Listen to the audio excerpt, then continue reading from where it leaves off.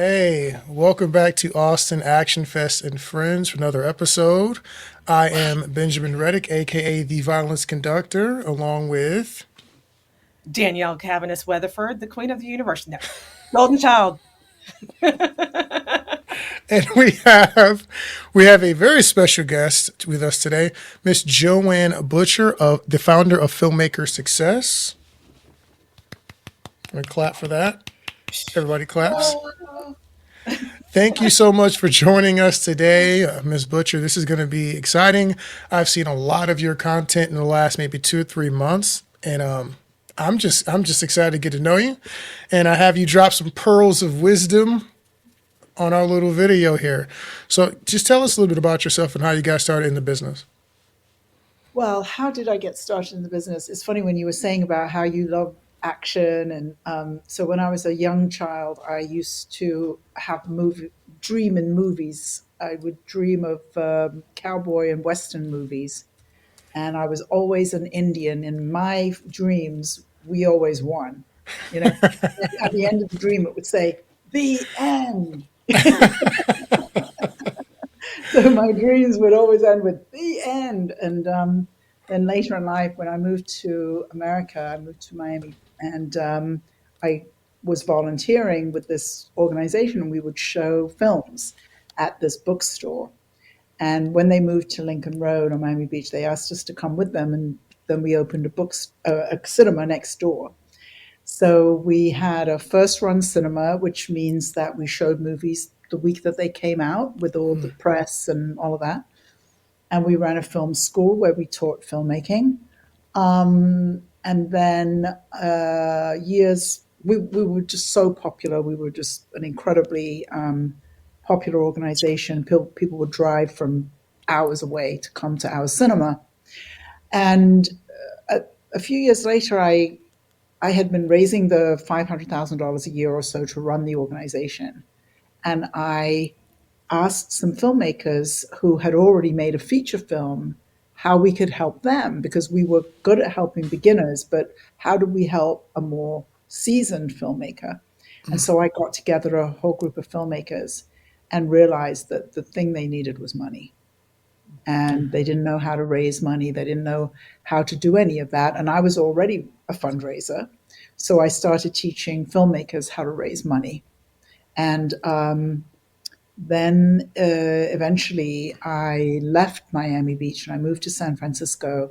And at the time, I had decided, that's it, I'm out of film. I'm done. I'm going to get a real job. And I went and became a fundraiser, raising millions of dollars. And I became what's called a capital campaign specialist.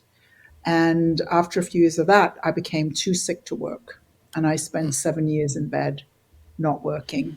And it was migraine. So I basically had like a 7-year migraine, if you think of it like that.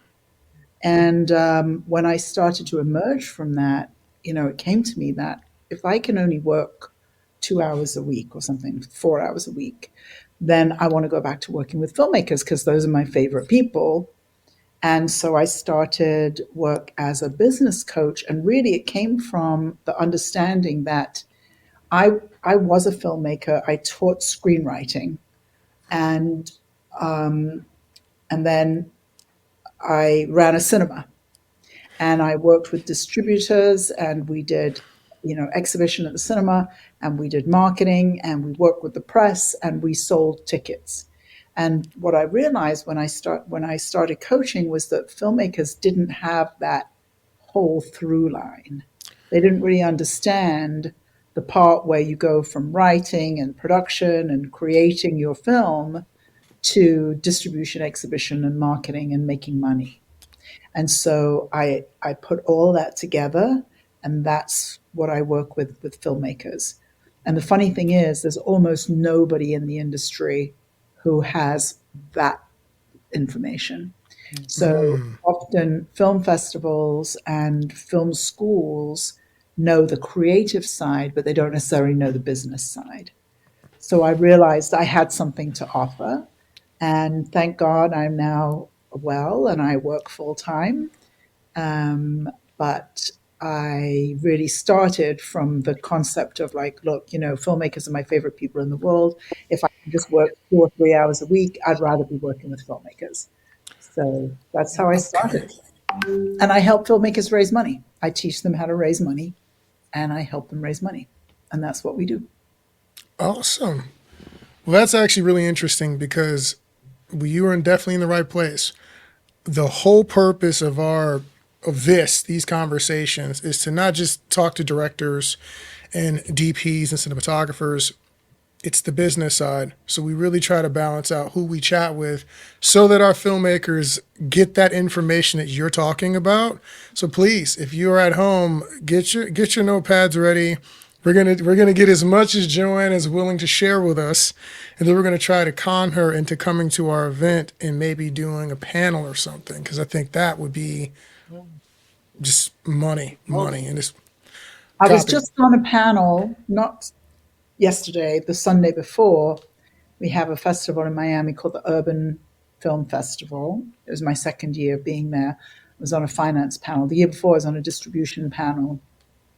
And so wherever I go, I'm always talking about it's either distribution, finance, finding investors for your next film is my favorite class that I teach, which is kind of the first one that I teach when I meet a new organization and just introduce the filmmakers to some ideas about thinking about actually making money as a filmmaker, which I know this sounds odd, but most have not thought about that.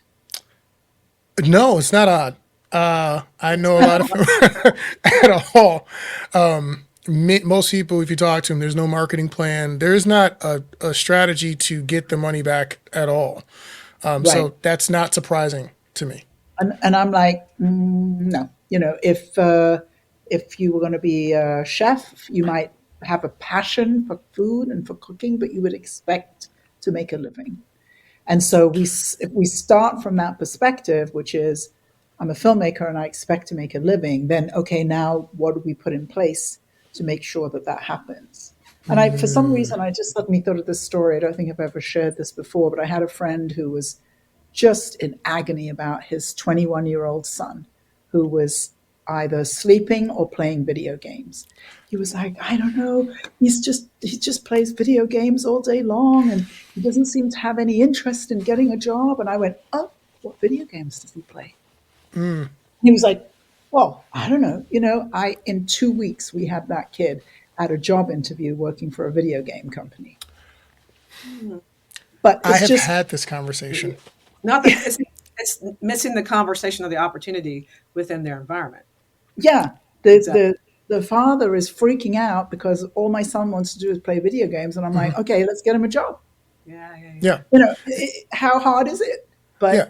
But it's just because people are not thinking about the lucrative nature of this business. And You if know, this is something that this person sees as part of their like identity, right? Then there's ways to connect that to a worthwhile career or purpose. I had this conversation with a friend of mine. I mentor youth when I'm not doing this. Sometimes I help out with an organization called Catalyst that mentors kids in juvie or just regular high school kids. Every kid is at risk nowadays. And one of the things that was interesting is that my friend was talking to me about his teenager, and he said, "Hey, I want him to play football, but he wants to play video games, and he wants to be a pro streamer." And I said, I laughed because I don't think he connects the fact that even though I do film, I do a lot of streaming and podcasts. And I said, "Do you understand what it means to be a pro streamer?" He said, "What do you mean?" I said, "You're running a small business. You have to be able to shoot. If you don't have the money, you have to be able to shoot, edit. You have to understand cameras and equipment. There is a bunch that goes into something like this." I said, "He's telling you that he wants a trade. yeah, that's right. There's this is your chance to mentor him in business. You just got to set some parameters and some goals for him." And it's funny because I just watched Gran Turismo, I think last night. Yeah, last night. It's all about a kid who wanted to play video games. He wanted to play race car simulators and became an actual professional driver because of it. Nice. And so, the funny thing is, it's not just the parents of video gaming kids. But filmmakers themselves have this idea. And so I see this a lot. It's like there's a line. So on the one side, the filmmaker will have, say, skill running a business, or they'll have skill being a manager, or they'll have skill in marketing or something like that. And then they make a big separation, and like over here is everything to do with film. And somehow those things are not connected. And a lot of times in just one conversation, I'll talk to a filmmaker and they'll be like, oh, wait, all of that works together. Yeah. Oh, I could have film as a business. I could market my business. I could, have income coming in from my business. And really, there's been some kind of disconnect and some kind of separation that had them thinking in the first Yeah. place that somehow film is like with art with a capital A. Oh, I don't want to I'm sully guilty my of that. fingers with the numbers. I'm guilty. I'm really good with. I can see what we're talking about with other people. Really good, and Ben knows that I'm that marketing strategy type of person, and can see the big picture in other people's projects. For some reason, with mine, I tend to do that a lot. And I don't know why that is, but I do. It is, and so I'm guilty of it. Is what I'm saying. I've written a book, Danielle, about my work. It's called Getting Your Film Funded, Produced, and Distributed Globally. And it's coming out January the 1st.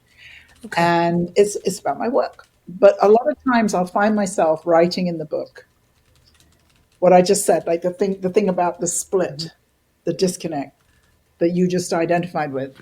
And I'll often find myself saying in the book, now I can't tell you why filmmakers do this. I can only tell you from the experience of talking to thousands and thousands of filmmakers that this is a fact. This is how filmmakers think. This is how filmmakers behave, but I can't give you a theory about why. I'll tell you my theory for me. Oh, good. Okay, so I like to do things on this level up here. I want it to look and feel and move you and whatever that is. I like to have the plan together as well. That misses that piece. You're missing me. I'm missing the piece that I talk about, the business planning. That part of that business planning in my head, and I know it, is I want this, I have an end goal. It has to move people, but it also has to help me to regenerate funds so I can do something again and again and again and again. And so Yes. I get locked in the perfectionism piece of it, which to me is almost a procrastination type of thing. That is, it shouldn't really be there. Um, uh, Wanting it to be so perfect. It's like that artist drawing. Oh, I need to do this one more piece. Oh, I need to do this one more piece. It just has to be perfect. And there is no, it's perfect to the beholder, is whatever that does to do what it's supposed to do. So I, Perfect I draw is not what we're looking for, right? So exactly. this is what I was saying about this, like the through line that I realized that is missing for filmmakers. So filmmakers are stuck in the creative, the script, the perfect, whatever that Yeah. is, instead of how do I sell one ticket? Exactly. There's this story about Steven Spielberg as a teenager making his first film, and he made it for $500. And then he rented a theater and he sold seats, and he made $501. Steven Spielberg was financially successful from his first film. But most filmmakers don't have that mindset. They don't have the mindset of eventually I need people to pay for the tickets. Yes. And because I use the language of money, it was so funny. I just got this new client the other day, and I didn't originally speak to him. I spoke to his accountant. And I was talking to his accountant. I'm like, oh my God, it's so easy talking to you. Wow. It's so easy talking to you as opposed to talking to filmmakers. Yeah. There's all this disconnect with filmmakers, and they think that I'm saying something like, oh, I want you to drop your ideals. I want you to sell out. I Yeah. want you to just care about money. I got yelled at the other day on Clubhouse by two filmmakers. Oh, wow. Because I talked about money. because I talk about money. And but this is what I would say: every single filmmaker who is focused on that, initial creative part, the writing, the directing, the acting, ultimately they want people to see their movie. And if you want Uncle Fred and Auntie Jane and second cousin Mabel to be the only people to watch your movie, then that's basically the way most filmmakers make their films. You were just saying about not having a marketing plan, and you Exactly. know whereas once you dissolve that disconnect that I'm talking about, and Danielle, you can put back your marketing expertise into your filmmaking. Mm-hmm. Now we get to say, well, my film is suitable for, I don't know, we just talked about kids, high school kids, kids already involved in the juvenile justice system, Mhm. kids who are trying to get to college, kids who didn't make it to college, whatever. Once we've started to identify who our audience is, and we start thinking about marketing, and we start getting our film in front of the people who want to or need to see it, and I think in the end, filmmakers identify with that. They identify with the fact that actually I want my film in front of an audience. I Mm-hmm. don't want it in my drawer. I Yeah. don't want it to be, oh, my Uncle Fred telling me what a great job I did.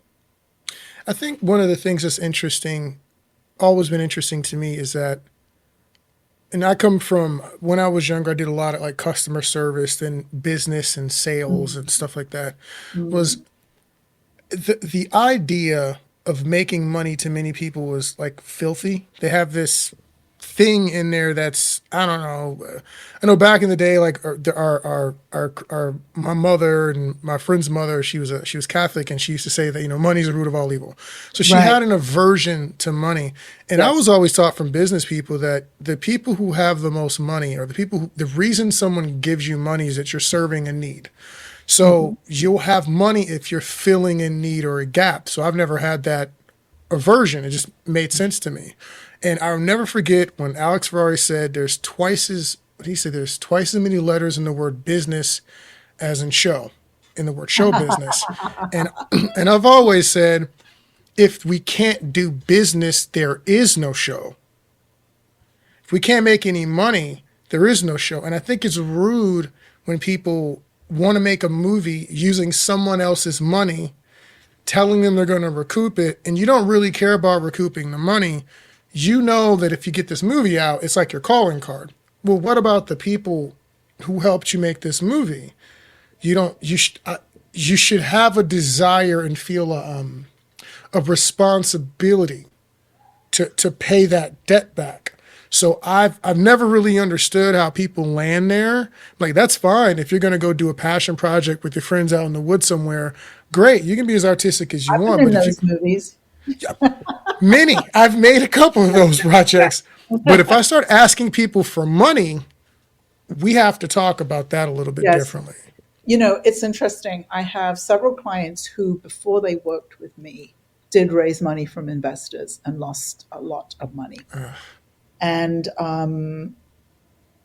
one of them made two films, very micro budget. So we're not, but still, he said, oh, I had investors in my film. And it hadn't crossed his mind before he spoke to me and had our initial conversation that he was supposed to make their money back. It had not crossed his Wow. mind. And then, so I said, okay, well, look, you, you, they didn't make their money back. You didn't think about it. I said, damn, you're good. You're so good at raising money that you didn't even tell them you were going to try to make their money back, right? So I said, look, because my first question always when you've lost money for investors is, are they the kind of investors that are going to break your legs, Mm. right? Oh, Because Yes, they're out there. oh, I just need to clarify that. I am talking to the violence conductor, so we can make a movie about that. But anyway, okay. so they've usually said, no, no, no, no, not going to break my legs. And I said, well, will they talk to you again? And he said yes. He said yes, they would talk to me. I said, okay, how about this? Go and speak to them and say, I'm going to work with a business coach who is a fundraising expert who is going to make sure that the next film makes money. And so he went and had that conversation, and the investor came back in. Oh, Mm. And wow. really nice. The last thing that happened, he was going to make this film for $300,000, and he just delivered the film to me, finished film, and he did it for $200,000. And he said, "You know what? I was most of the way through production. I was like, I'm going to do this for $200,000." It's like now he's starting to think like a business person, Yeah, and the film is recouping. going to do well. But and then I've had other clients who I had a client who raised $1.7 million to make a movie Wow. before he worked with me. And when I saw the movie, I was surprised that it has made as much as it has. It's made $330,000. Oh, well, that's okay. Terrible business. Yeah, but I'm just That is saying, wow. terrible business. But and when he came to work with me, I asked him those same questions, and will the investors speak to you? And he went and he said the same thing to them. He decided to go with making a micro budget film after that, not a $1.7 million film. So he's making that now, and now Okay. everything that he's learned from me, now that he knows it, he's like, duh. It's not like what I'm teaching people is rocket science. It's Yeah. just that this adds up to that. Two and two has to equal four. You can't make a movie for $1.7 million and then not do all the business things that are going to have it make 1.7 million back. That makes sense. But that's what he did, and now that he understands that and he realizes it's all obvious. But filmmakers don't know this stuff to start with. Yeah. So, do you think that the current, the way we're going about making movies, so the typical thing I hear is we do a short, we use a short to raise some kind of money. We raise some money, we do the whole thing, we take it to film festival, run the movie through the film festival, we get as many accolades as possible. Hopefully, we get a deal. If we don't get a deal, no one wants it at AFM, then it goes pretty There's the much on a problem. free site. There's the problem. There's the problem. So you're not going to get your short into a film festival and make a deal at the film festival. Okay. So you said, this is not just the Austin Action Fest, it's the Austin Action Fest and market. Most Yes. film festivals have no interest in being a market. And I know this for real. I've contacted various film festival executive directors who I know, and I said, this was a few years ago when I was starting coaching, and I said, hey, tell your filmmakers Joanne's going to be at the festival. She's looking to acquire films for distribution. And you know what I got in response? Crickets, probably. Yeah. Absolute crickets. Wow. And for the first few times, I couldn't understand it. I'm like, the filmmakers would be so excited to know that there's somebody wandering around who's looking to acquire movies. Yeah. And the film festival, it took me a while. Film festivals are not in the business of helping filmmakers sell their films. Yeah. Most are in the showcasing. They're just there to showcase whatever for their environment. So Film festivals are in the business of selling tickets to audience members who watch movies. mhm. That's what film festivals are for. They are not for the purpose of growing the career of a filmmaker in some way, like including getting their film into distribution. Yeah. And so there are something like 3,300 film festivals in the US. There's a And lot of out them. of those 3,300 film festivals, there are maybe something like 10 that have an interest in the business of film or in helping filmmakers expand their careers. And my two that I talk about are the American Black Film Festival that happens in Miami Beach every year and Slam Dance. Wow. Now there may be other ones. There may be other ones that do a great. One of my clients had a film recently I'm not going to remember the name of the film festival, which is great because I can say what I like. Anyway, very little film festival in Florida, very nice. And I went there. My client came from California with his feature film, Homestead, by the way. It won Best Feature at the film festival. And met the executive director and talked, and he said, "Oh, we have 2 distributors coming." He said, "No, we really think about the filmmakers. We have 2 distributors coming." No distributors were there, you know? And so, but at least he was thinking about it. Yeah. But it didn't happen, you know? And my client's film was shown at 2:00 on a Friday afternoon. It won best feature. What's that? It should be in prime Yeah. press. Should be on Friday, Saturday, 6:00, 7:00, 8:00, something like that. But anyway, all I'm saying is that your scenario that you laid out, you make a short. It's you get it into film festivals, you get accolades, that's all fine, but it's not going to help you get to your feature film. And there are exceptions. I became friends with the guys who made The Last Black Man in San Francisco, which they made as a short. It got into Sundance. They leveraged their relationship that they had already built with Barry Jenkins, who they had met while he was in San Francisco making his first film, Medicine for Melancholy, by the way, a $13,000 movie that got into Sundance. And they became mentees of Barry Jenkins. Right? So they get their film, The Last Black Man in San Francisco, into Sundance, and Barry Jenkins introduced them to A24, who ended up producing their film, came in the next year, $1.5 million movie. That is a very rare scenario. It does happen. It does happen. But not frequently. Very rare, and again, we're talking about, somebody who got their short into Sundance. We're talking about Barry Jenkins, who's a genius. As soon as he opens his mouth, you're like, okay, that's a genius. Everybody knows that we're talking to a genius. He made a film for $13,000 that got into Sundance, right? So that's a very rare scenario, and it's wonderful if those things happen to you and you get your film into Sundance and all those things. I have a different way of doing it, which is... Well, I mean, there's, that's a beautiful... Let's raise some money, let's make a movie. Yeah, that's a Cinderella story. But I mean, the problem is there's only one slipper, right? There's not a bunch of slippers out there. There's a couple slippers. So no, that is very good. That's a clip. That's absolutely a clip, because I've heard a lot of people talk about this, but I've never heard them put it the way you just did. I don't think I've ever heard anyone say that film festivals are not they're not interested in that part of the filmmaking process or growing your career. And I know that, but that's wild to hear it. That I knew it, you know what I mean? I knew it, but I hadn't really thought about it that way.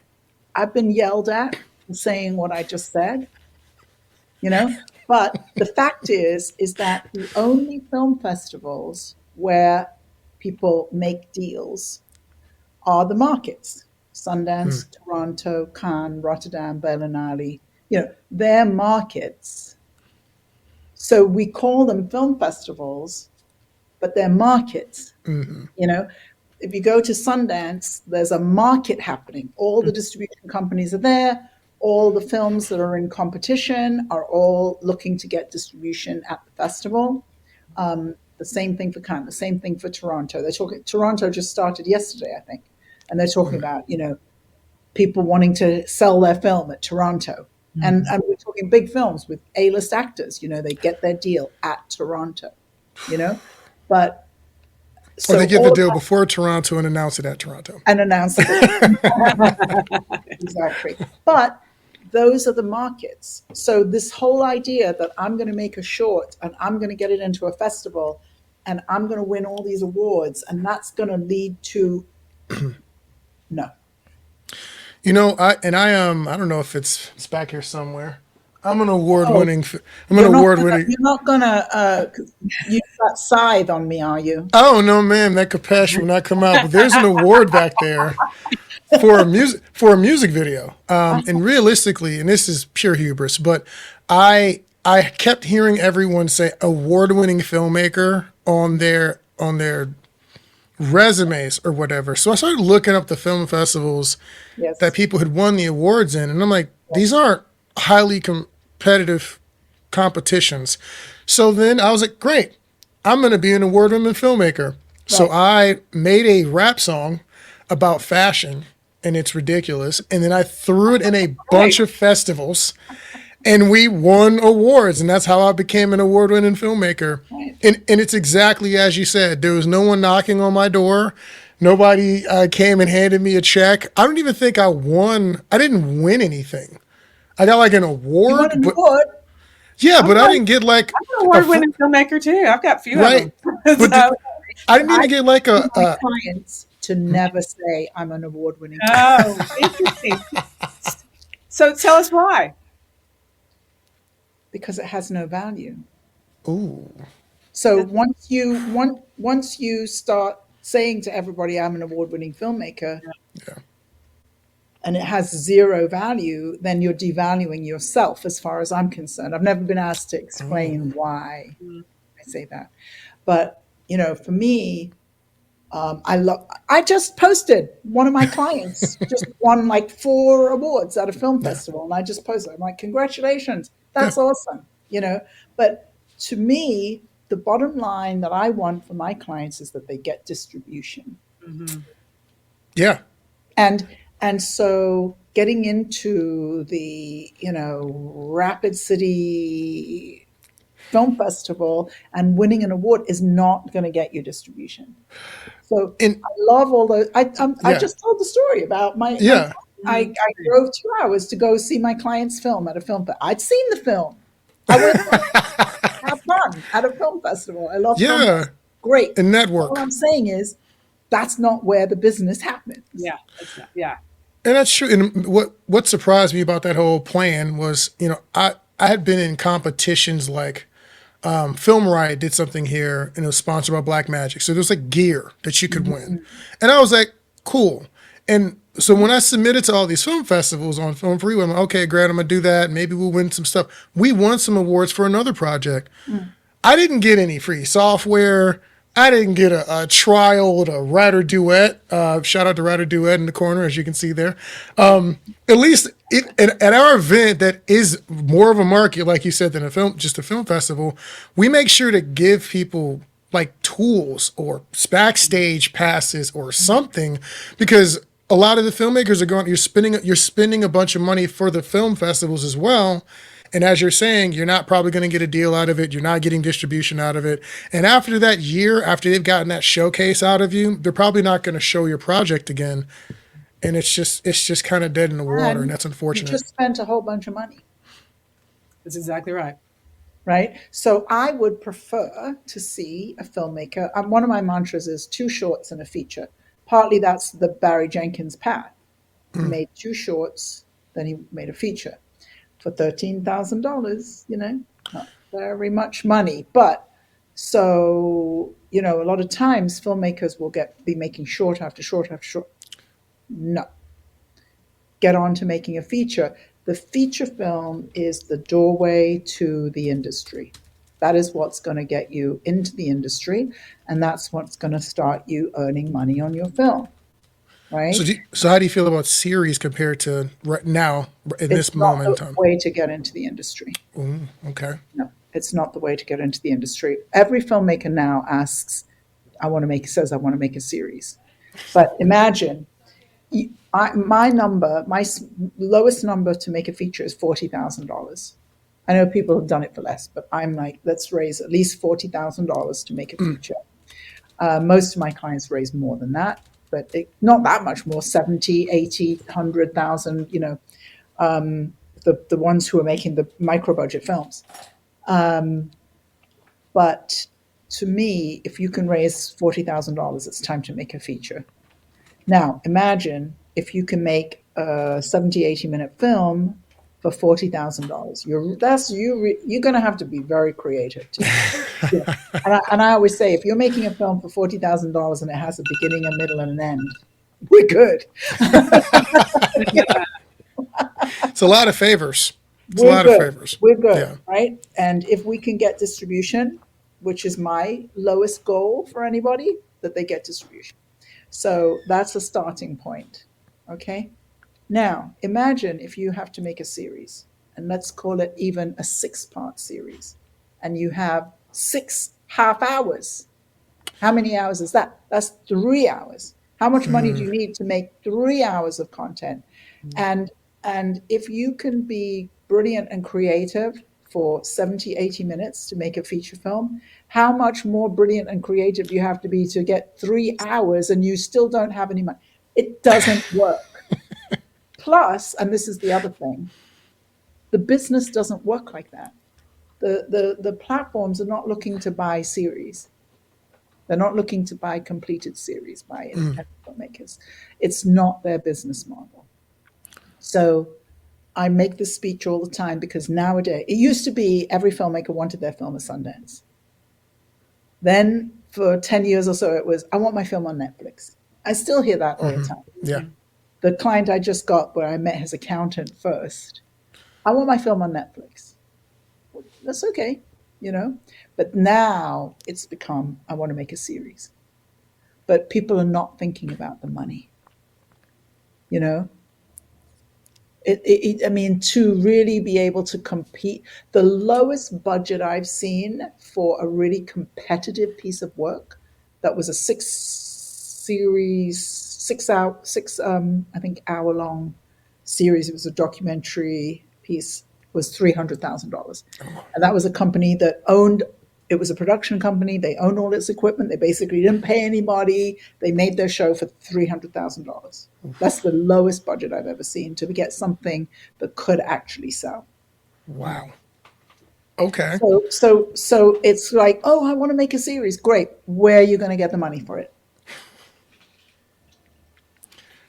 So I'm sorry, I'm so boring. no, I mean, no, Where's the we love it. where's I the have a money? question. Where's So the if money? so if let's Where's the just money? say question for you. So Whatever question it is, the answer is, where's the money? okay, so let's say they have the money for the series. For Is the it still 300,000. yeah, let's just say they have money for to do series. You know, Okay, or you're able to work with whoever said whoever their investors are. They want I want to I like it. I see it. It's a series, a high fantasy series. Who's going to buy it?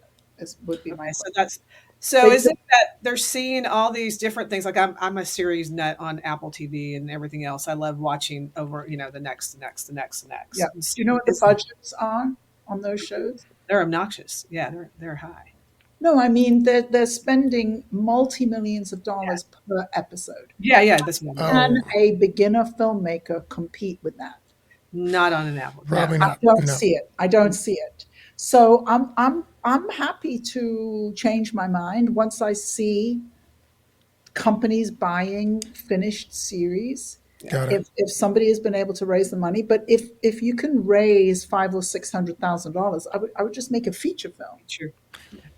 You can make a feature film, and you can use that to shop your series. Yeah, that's exactly right. Yeah, that's But if you I think the next filmmaker I'm going to talk to says, I'm going to make a pilot.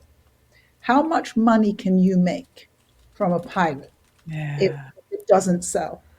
How much money can you make? Please answer the question. That's, Yeah.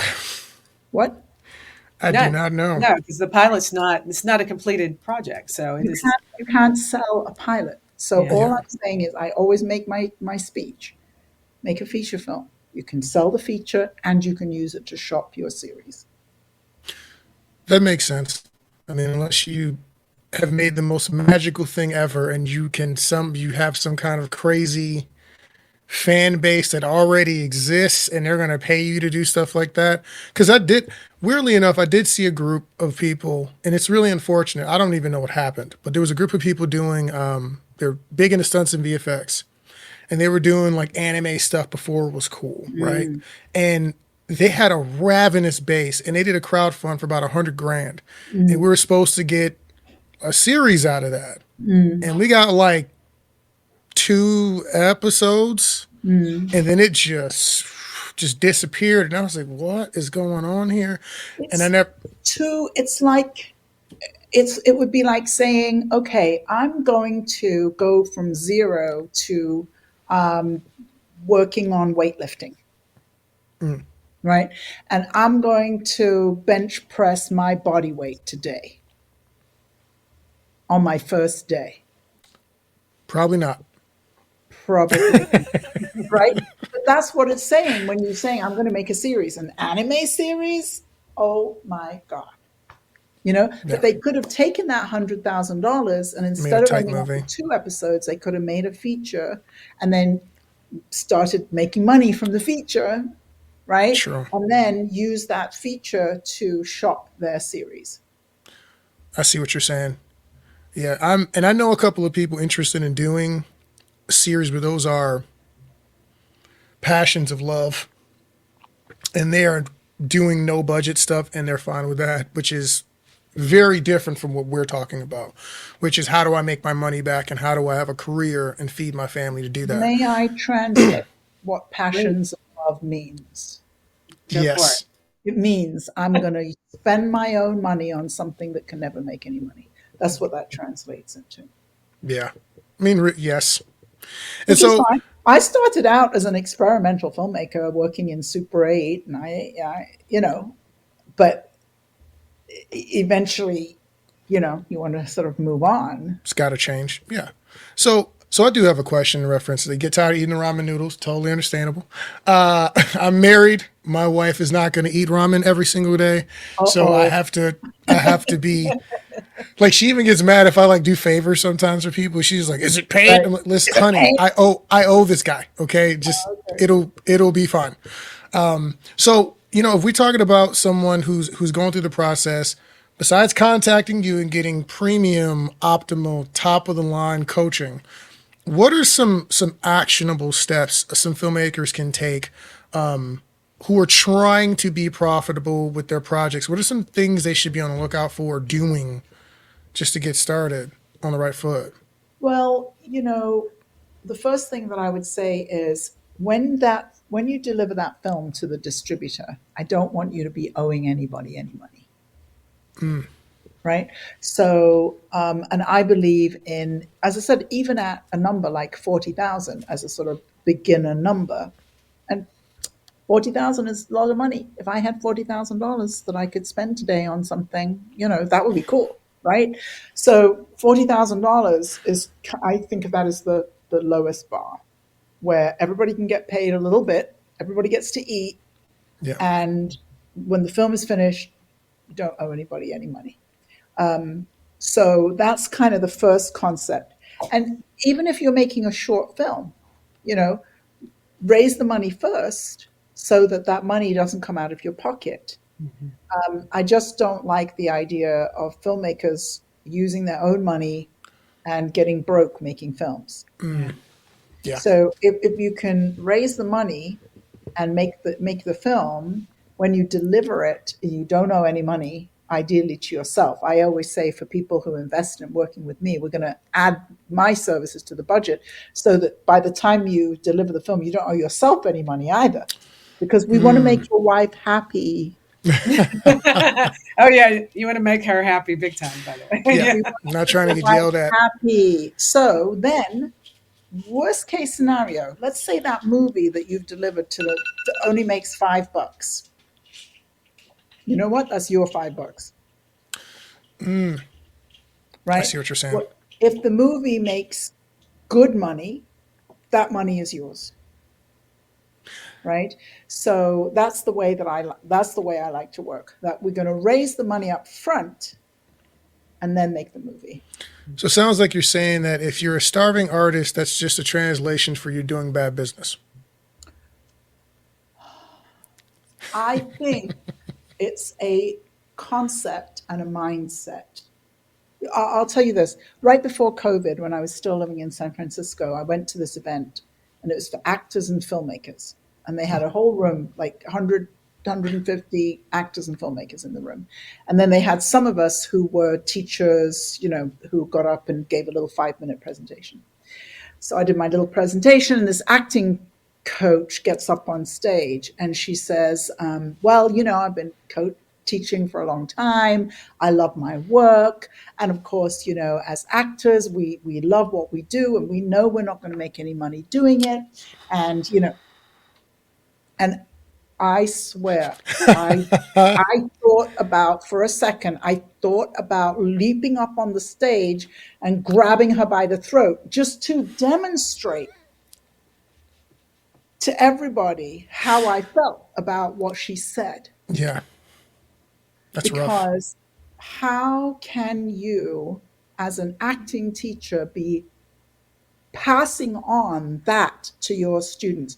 You know how much money people make from acting? Oh, yeah.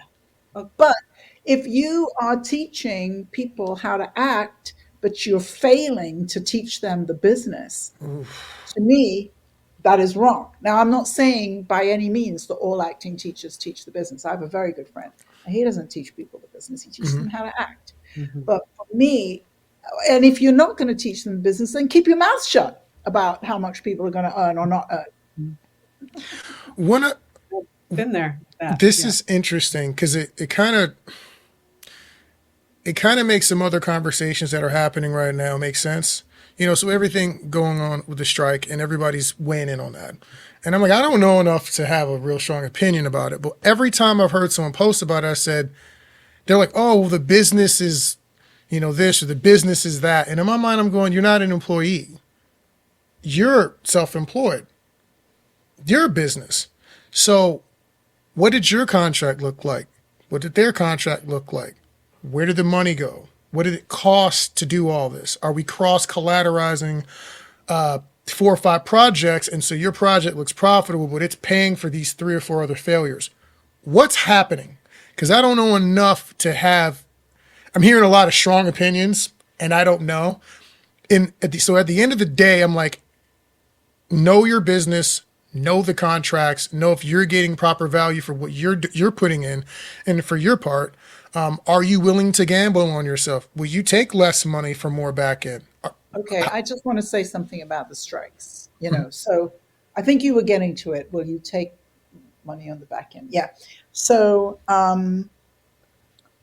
the way that the AMPTP companies are treating the writers and the actors, I think is appalling. Let's just leave it there. Copy. It's appalling. And whatever BS they have to say about, we have no money, whatever, it's complete BS, right? The film industry has been an expert in laundering money for over 100 years, and teaching the this is one of the things you'll hear people say who are nothing to do with the industry. Oh, movies don't make any money. They only make money on the concessions. Bullshit. And you hear people who know nothing about the industry. We Say have that. all been trained to believe that the companies that make the big movies are just suffering and have no money. And we've all been trained to tell that story because you know what? They're storytellers, so they're good at it. Anyway, so don't buy any of that. But the thing that I think is really interesting is that back in June, when the strike had just started, I have 4 clients who are making films at like $1.5 to $5 million. And of course, they need to hire celebrity actors to make that money back. Yeah. And so we're like, oh, wow, we're not going to be able to move forward with those films because of the strike. Then in June, actually at the American Black Film Festival, there was a guy who owns a studio, not one of the AMPTP members, 300 members. But anyway, he said, SAG is giving out these interim agreements. And independent filmmakers can get an interim agreement from SAG. So I immediately, but like by that evening, I had called all those 4 clients and, they all started working on their interim agreement. Now, one of the clients is making a film in Trinidad and Tobago. I'm half Trinidadian. And we were told that you can't get an interim agreement for a movie made outside the country. And I was like, really? I wonder what that's about, you know? Well, eventually I realized that the last time they had the strike, the AMPTP members made movies abroad Mm. to get around the strike. So they paid people a whole lot less money in foreign countries to make films that would mean that they could keep providing content while the Ah, strike was on, right? Mm. copy. So I was like, oh, so that's why SAG won't let this Trinidadian movie happen. Well, you know what? Guess which movie got their interim agreement completed first? The Trinidadian movie. Because ultimately, what SAG is doing is saying, we want you, our members, to go out and work. We want you to work with independent filmmakers, not with those people Yes, who don't want to pay. You know, we exactly. want you to work with independent filmmakers. We want you to negotiate whatever your rate is and back end and da da da. I was just emailing one of my clients about a movie made in Puerto Rico. I just have to let somebody in. Oh, go One ahead. second. Sorry. Go for it. I'm going to. This light is so bright. It's making me what? Sorry about that. No, it's no problem. And so they're encouraging their actors to Nice. do this and to work in the way that really works best for independent filmmakers, which is I hire, Miss Famous Person to be in my movie, and I give Miss Famous Person some back end because I can't really afford to pay her much more than, SAG, whatever their minimum is. Yeah, And now we all benefit because Miss Famous Person is going to market my movie, you know. exactly. And so SAG is encouraging its members to do this and Mm. to work with independent filmmakers because they need to learn that whole piece of the business. Yeah. Because when the strike is over and the networks and whoever are done with whatever they're trying to get away with, um, they're not going to be interested in paying those actors on the back end. Correct. And it's They an never have been. interesting, and it's an interesting thing that I mean, if you're probably, I don't know, I guess if you're Tom Cruise, they might talk to you about that. But if you're a day player, it's not happening for you. No. But that's one of the interesting things. I've always been a proponent of independent filmmaking because my understanding was I don't like any situation where I have absolutely no moves and no power, no Yep. choices. So when I hear filmmakers say, well, we don't have a choice, I'm like, Oh, yes, you if you're do. in an industry where you don't have a choice on different ways to make money, you're not doing something in what I would consider to be the safest way. I've always been taught, they say don't put all your eggs in one basket. Well, my logic has always been my hand should be holding one of the handles to one of those baskets at least. So if I have people who are putting out independent projects, or if I at least know I can go do that, that's a threat to the people who don't want to pay you. And I think that that's a good thing. People to know, hey man, I want to work with you. I don't need you to survive. And I think that that's a good position to be in I when like the negotiating. idea of being a threat, Yes. I mean, yeah, and I think that's what's happening right now. A couple of the blogs that I read, one by producer Ted Hope, one by film festival guy David Poland. But anyway, they were both talking about this morning, that the way that we can be a threat is to really learn how to make this money. I mean, for example, August is the 10-year anniversary of the founding of Pluto TV, which was the oh, first AVOD platform that I became aware of. Mm. And I love Pluto TV, and I was like, "Wow, what are they doing? And how is this happening?" And so I was watching it a lot. And anyway, so it's been around for 10 years. So there is a. I'm not sure that we can continue with all the noise. I'm sorry, we had it's a okay. thing We'll tighten it up in a minute. Yeah, leaking, but so there was no AVOD income before 10 years ago. And so now what's happening is Tubi has kind of risen to be the Mm-hmm. big one. Fox yeah, put in a whole bunch of money into Tubi. I think it's by far the best algorithm of any of the streamers. interesting. And particularly Filmmakers who make films for underserved audiences are doing very well on Tubi. It's very I have noticeable. heard. African American filmmakers, I have African heard. American filmmakers making action movies, right? They're doing very well on Tubi and making money. And you know what I keep saying? I'm like Miss Positive. Let's do it. Let's go make some money. Let's go make another movie. But the truth is that once the big guys figure out that filmmakers are making movie, they'll shut it down. Oof. but right now, that's what's happening. You know, Copy that. so if you are working for an underserved audience that really doesn't have the kind of content that they want to have, Hmm. if you look on Netflix or whatever, Apple, whatever, it's probably on Tubi, and Interesting. filmmakers are really making money there. Copy that. Well, I think Yeah. that's a really good place to put a pin in it. I'll let you take care of some things at the homestead. But thank you so much, Joanne, for being with us and sharing some knowledge. We're going to do this again. I'm going to get you to Texas. We're going to have you at AAF. Oh, I love it. We're going to have some fun. I have set out to go to Austin on more than one occasion and not made it. All right. We're a good reason to come hang out with. I lost a ticket that I had bought to go to Austin. Oh. Yeah. Okay. Well, we'll take care of that. We're going to take care of that. Is there anything you want to let people know where to find you, or anything you want to say to closing? Find me on my website, Filmmaker Success. Also across social media, I'm Joanne Film. So Joanne FILM, and on Instagram and all of that. So, and the best thing to do is to set up a call with me, a Filmmaker Success breakthrough session, and we'll talk about money. Yeah. Because I am so into raising money. I just forwarded. I worked with this nonprofit. They were a $1.2 million nonprofit. I worked with them for 3 months. We raised $2.2 million. That's awesome. Okay. Today, I saw this email. They work in, they give fellowships to photographers, and they are interested in local news.